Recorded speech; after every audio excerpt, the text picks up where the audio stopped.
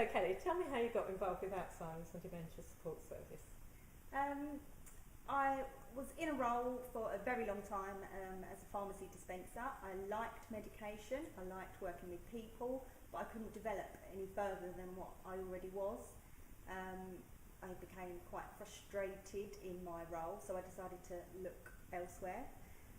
At the time, I thought that health and social care was probably a good sector to get into because I knew it was in crisis. So I knew that over time something big would be happening within health and social care. So it was kind of like, let me have a look in that sector and see, where I can go.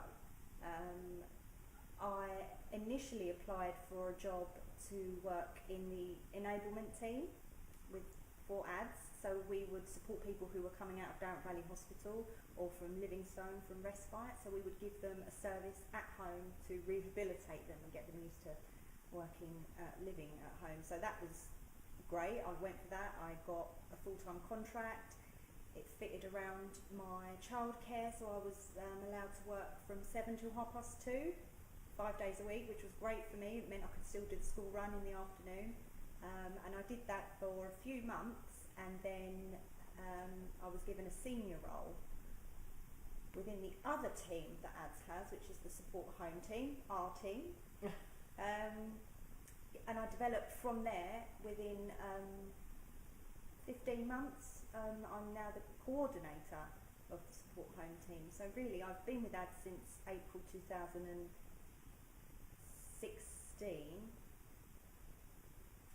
but I've come like 3 scales up the ladder within that time.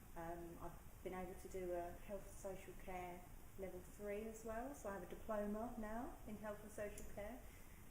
And whatever learning, whatever training, whatever experience that I want, I know I can get through ADS because they're just willing to push you and let you develop as far as you would like to go. So that, for me, it was the best decision I've made in terms of my career, because I know now I have got a career within health and social care, and this will be my path now for, I would say, the majority of my working life. So yeah, that's why I decided to do it. So in a way, you've recruited me twice, because I got involved when my father came out of hospital.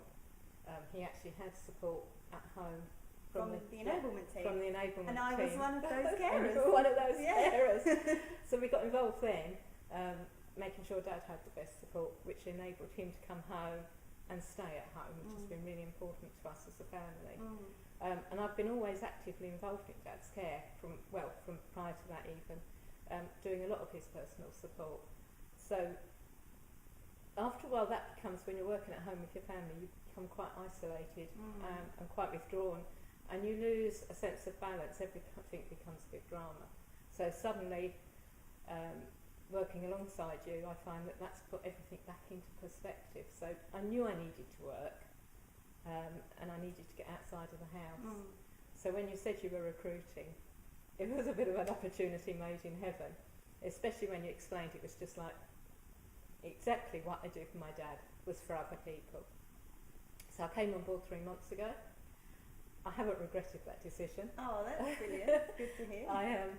I've got a contract. Only do 16 hours a fortnight, so that's 1 weekend every fortnight that I must do, which is fine. That fits in with the care with Dad. And I'm always calling you to and do you always extra. call me. I can do as many extra hours as I wish, and you don't mind when I say no. No. So if I've got other commitments, you're quite happy to accept that, and you don't pressurise me, which is absolutely brilliantly. I've been paid. I've got a little bit of pocket money. But the other thing it's done is everything's in perspective now with Dad. I see other people that have got the dementia. I understand he's not the only one. If I've got any concerns, I can ask. There's always someone that will give me something, some information that I might need, or will know somebody that can support that element of Dad's care. And everything just feels more balanced.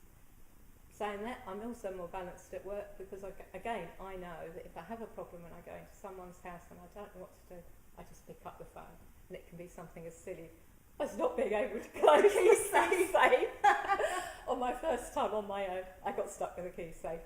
But that was fine. You still came out and gave me that support. You helped me to go home, which which I was really grateful for. Another time I had to call someone, I couldn't find the medication. It was hidden quite safely. I didn't know where. So it's been brilliant, and I don't regret it at all.